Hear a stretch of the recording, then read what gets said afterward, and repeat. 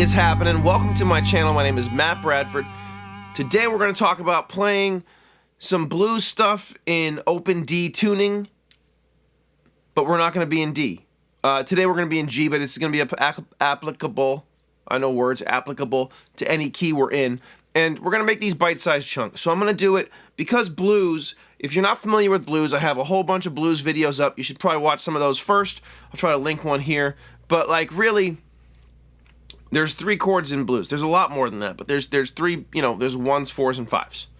And so, learning how to play around the 1 chord, learning how to play around the 4 chord position, really, and then the 5 chord position is actually going to put the whole fingerboard together. Today, we are working just around the 1 chord in the key of G.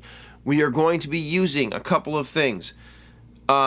All of the diagrams that I put up here, it's going to be up here. All the diagrams that I put up here, I don't know, whatever. All the diagrams I put up are going to be on Patreon. So please, the link is below. It's $5 a month.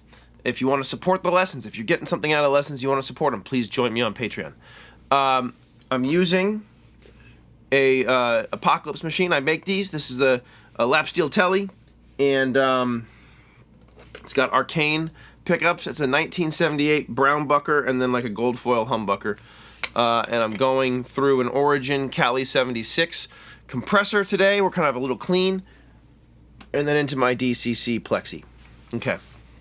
So, we're going to focus on 2 things. We're going to focus on the minor pentatonic scale in the key of G at the 5th fret. So, okay, if you've watched any of my other videos, you know I don't really play scales up and down. But, really, this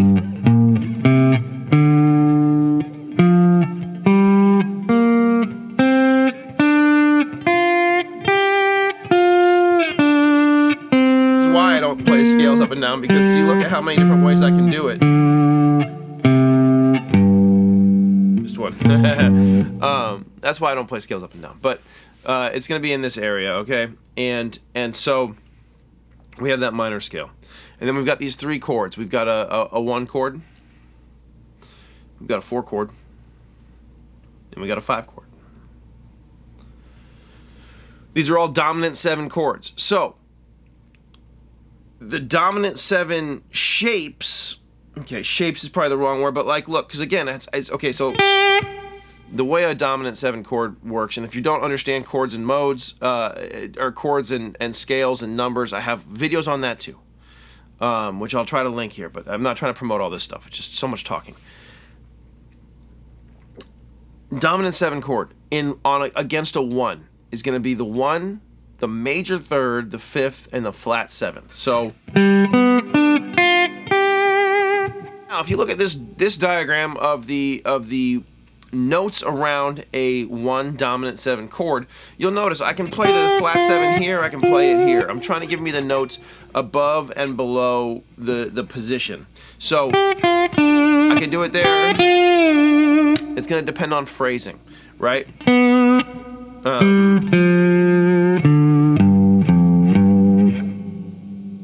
There's a 3 up here, which we're not adding. So those are the notes. Now, dominant 4 chord, this is where it starts to get interesting. So we're using the major scale, or the minor pentatonic scale. The major, no, dominant, there's no major. Minor pentatonic scale, the dominant 1 chord, which has a major 3rd. The dominant 4 chord, which is 4, 6, 1, flat 3 in the key of G. Again, all these numbers. So 4, 6, 1, right? Well, I mean, we could start here. 4.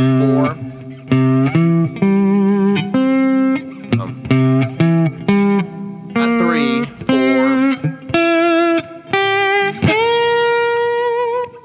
Right?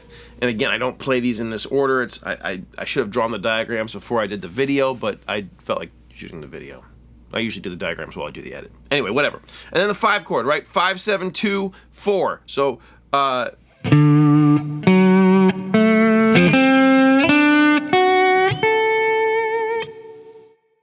when you overlay all of those notes against the minor pentatonic scale, you end up with basically a big blob of notes. It doesn't make any sense. But knowing these chords and the scale against where we are in the progression is going to make for some really cool stuff. So, the progression is a 12-bar blues. It's very simple. The backing track, also on Patreon. I put up backing tracks 4 to 7 times a week. This one is going to be linked in the description below with the lesson notes. So, let's start with just this. Chord shapes. I want to play the chord numbers, the numbers in the chord shapes, against the chords in the progression. And the progression is 1 for 4 bars, 4 for 2 bars, 1 for 2 bars, 5, 4, 1, 5. I'll put it up here real quick. But 12-bar blues, no quick change. So, against the 1 chord, I'm going to play my 1s, my flat 7s, my 3s, my 5s. Against the 4, I'm going to play the 4, the major, the natural 6, the 1, the flat 3. Against the 5, I'm going to play the 5, 7, the 2, and the 4. I'm not necessarily going to do them in order. I'm going to try to make it musical. This is a good exercise to try to, to try to, like, play these notes, but don't just, like, this idea of, like,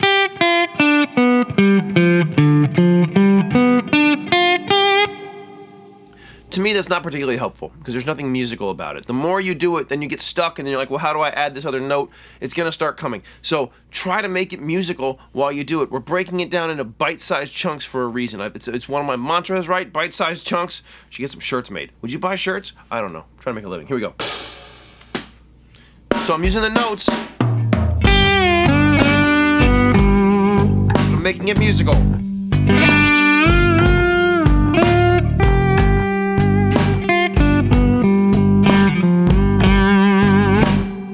Okay, 4 chords.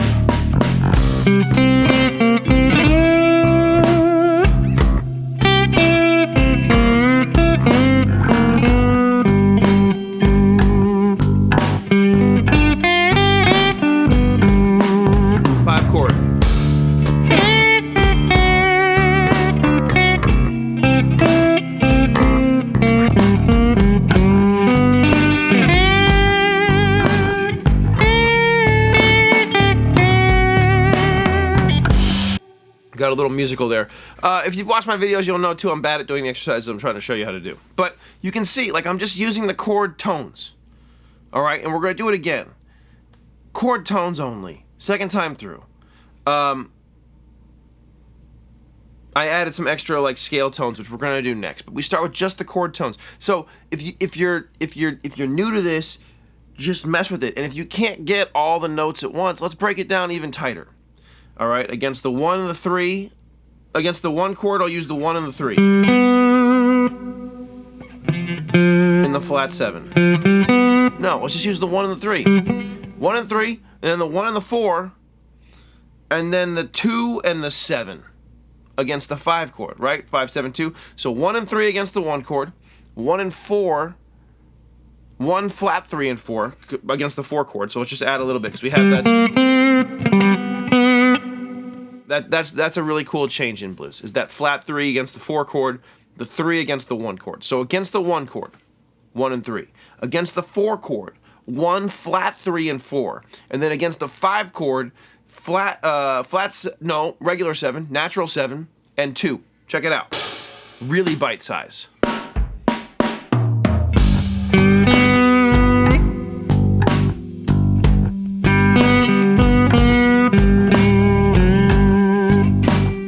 Got fancy. Don't do it. You gotta play simpler with less notes.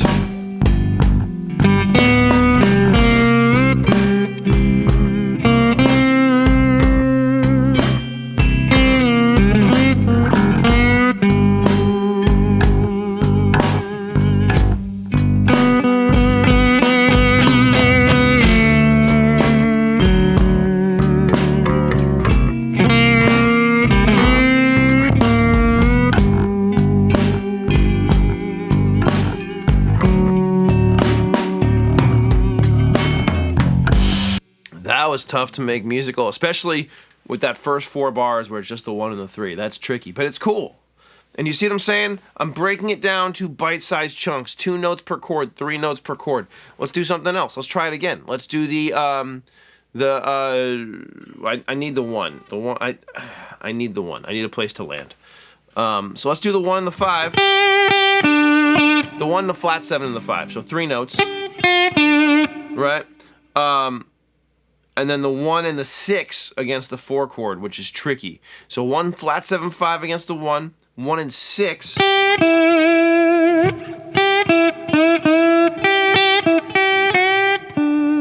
That's cool. It's gonna be tough. That's gonna be tricky. And then 2 and 7. No, 5 and 7 against the 5 chord. 5 and 7. Here we go. So remember, 5 flat 7 1.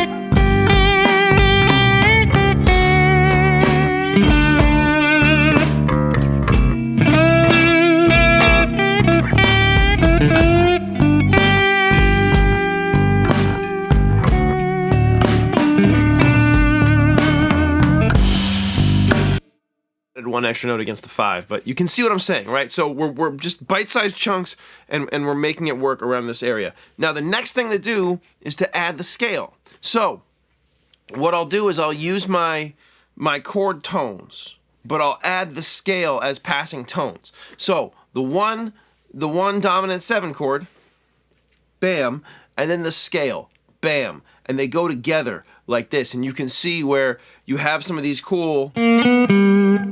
You have that flat 3, 2, 3 to 1. And that's the only note that's not in the scale is that major 3. But then you go to your 4, 4, 6, 1, flat 3. Bam! You have the 6, right? So the 4, 6, 1, that 6 is not in the minor pentatonic scale, so you have that.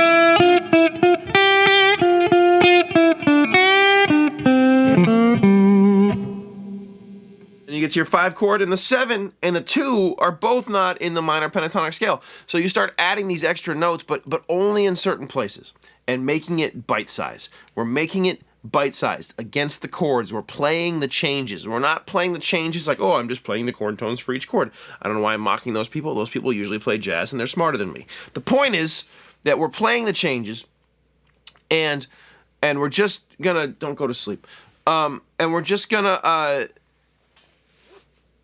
we're going to work our way through the changes and then through the chord shapes. So this is, again, I'm adding it all there, but like, let's say we're on the 1 chord, for example. Okay, that was the flat 3 and then the 3.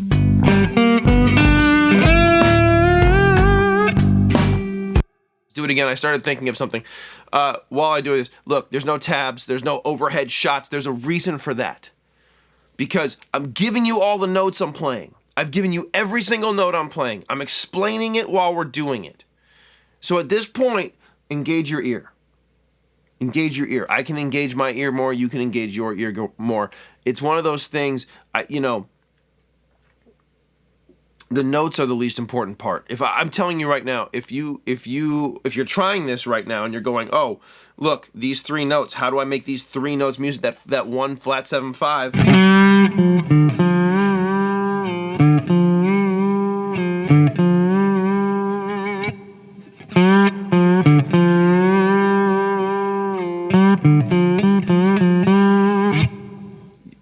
It's the 3 notes. You don't need to see what I'm playing. It's how do I make it sound that way? Because if I play it,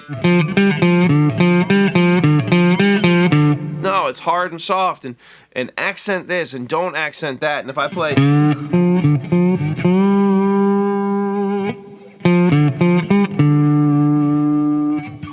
it's those same 3 notes. So trying to make it sound the same or different, find your own voice, find your own way. It's not about playing like me, but it's certainly not about, it's about developing this, and I guess a little bit developing this, but certainly not developing, better eyesight to like translate it to this. It's not the thing. Okay, I don't know what's happening. Right, one chord. We have that flat 3 and that 3. That's really the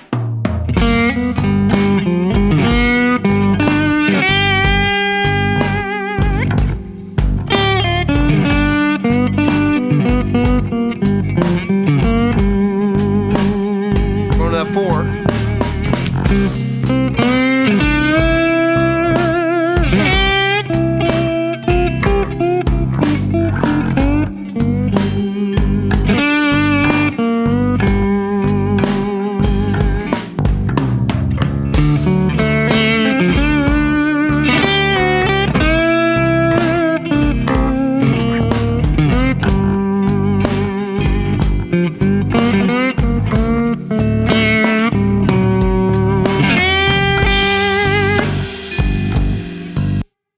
Now, this is really cool. It's going to be a little restrictive overall if you just keep kind of like just staying here forever. But if you can't play around just the one chord and you hear all the changes, then this is a great place to start. And we're going to get this area, right? So I've got the notes. I don't even think I've explained this yet, but basically in this diagram, I have the notes at the 5th fret, which is where my one chord is. I have the notes, whatever they are, below the one chord, all the way down to just the 3rd fret. In this case, but 2 frets below, and then 3 frets up. So the next 2 frets up is the 4 chord. And again, if I start going from the 4 chord, right, 2 frets down is the 3rd. So I get right back to this area. We've got this. The next area up in the next video of this is going to be this one. So once we put them all together, we're going to have the whole fretboard. But we're starting with just this. Take this progression, take any blues progression, but try to just stay around this area. Play with the chord tones and the minor pentatonic scale. And we can add other notes, right? There's blue notes. We've talked about this in a million other videos, but start here. If you're starting here, this is a great bite-sized way to. Once I was just playing with some friends, and they were like, what key's good? And it's like any key, man. We're playing music. Any key is fine. We're not staying. I don't need to be in D, even though I'm tuned to D. I have a capo, right? If we're playing in E flat or E or F, I'm probably in a capo. But once we get up to G, I'm cutting off a lot of notes if I start capoing. So maybe instead of that, I can just learn to play an instrument like a guitar player or a trumpet player, or anyone a drummer hangs out with, really. Why? That was an unnecessary shot. Dude, thank you for hanging. I hope you dug it. Please, like and all the stuff. Like and the subscribe and the bell icon, and tell your friends, and, whatever. Patreon, all the stuff. Thank you.